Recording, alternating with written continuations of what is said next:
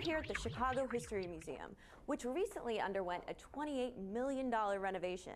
Now, this is a great place to come, especially if you're a Chicagoan, to learn all about Chicago's history. Now, the exhibitions here are open for everyone to see, but what you won't see is what's right underneath my feet in the basement. Deep in the basement of the Chicago History Museum lies something most Chicago residents didn't even know they could be proud of. Chicago has one of the largest costume collections in the world. We are the oldest cultural institution in the city, and the costume collection goes back to that time period. We have been collecting Chicago-related materials for those 150 years, and so through that initiative we have acquired up to 50,000, maybe a little bit over 50,000 objects that go back to the mid-18th century. Most of the items come in through donation, and after each and every one is carefully reviewed, the articles that are selected to stay are cataloged and stored away. We are a history museum that collects history, so not just a dress is what we're interested. We're interested in who wore it, where, why, how much she spent on it, are there photographs of them in it, he or she in it, label information, where you bought it from, and then even further, did you like wearing it, did you not like wearing it? We followed Tim on a tour of the collection, where we stopped to admire a Chicago woman's 1920s flapper dress, a jacket worn by a Chicago man in the Civil War, and a dress worn by a campaign worker for Hubert Humphrey.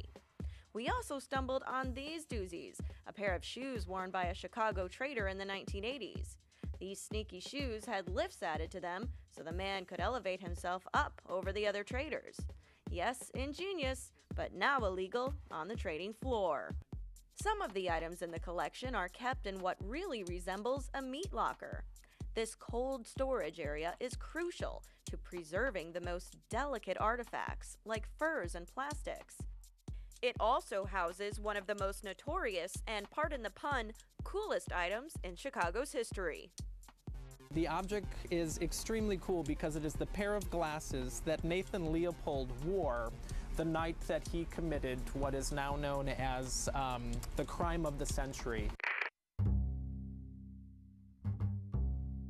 Nathan Leopold and Loeb were two gentlemen that killed young Bobby Franks, and to dispose his body, they buried his body down on the south side of Chicago. They dug a shallow grave, and in that process, these glasses fell out of his pocket and into the shallow grave. When they found Bobby Franks, they thought they were young Bobby Franks' glasses, but it found out they were Nathan Leopold's. They tested the prescription. Only 3 people had that prescription that were given by Almer & Company, which is the maker of the glasses, and that's what convicted the young boys of the crime. Well, hopefully sometime in the future we'll be able to see these glasses upstairs on display, but for now they're in here, and I'm really cold, so if we could head out and maybe take a look at one of Audrey Hepburn's dresses. Absolutely. All right. Turn around right behind you there. It is on a rack of material that was made by Givenchy, one of the most successful designers of the 20th century. He designed a lot of clothing for Audrey Hepburn, and this is one of the dresses that she wore.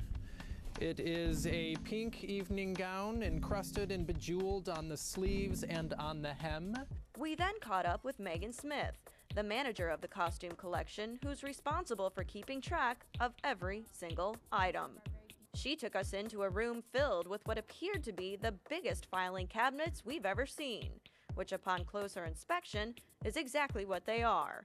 The multi-million-dollar compact storage unit stores drawer after drawer of items gone unseen for decades. So this is a place where we can fit a lot of things into a much smaller space, and what basically these shelves are movable shelves that are controlled electronically. So we can fit way more in here than we actually should be able to, which is great for us. Most of what you have in here are going to be smaller items, children's clothes, jewelry, accessories, shoes. Lots of shoes, drawers full of them, from the most sophisticated to the plainest of Janes. In fact, with all of this footwear around, it should come as no surprise that the oldest item in the entire collection happens to be nothing other than a pair of shoes. This is the reason that we can say our collection dates from the 1750s. These are mid-18th century shoes called straights, and they're called straights because they don't have a left or a right foot. They're just the same both ways. We also discovered historic jewelry, from brooches to necklaces, things people would still wear. But we found one drawer of trinkets you'd probably never find in today's jewelry boxes: jewelry made from human hair. Part of our accessory collection includes a nice set of hair jewelry. And this is not jewelry that is worn in the hair, it's actually jewelry that's made out of hair. This was a very popular trend in the Victorian era, was to take usually the hair of a loved one or perhaps someone who's passed away and weave it into very delicate, intricate design. And so it's actually very lovely in a sort of an eerie way.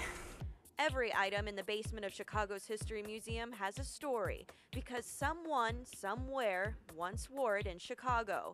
You could call it Chicago's closet. However, it's probably a little more organized than yours or mine. I like to say that we have enough clothing in this collection to dress a man, woman, and child, from underwear to outerwear, from 1837, which is the year the city was incorporated, up through to today, which is why we have one of the largest collections in existence.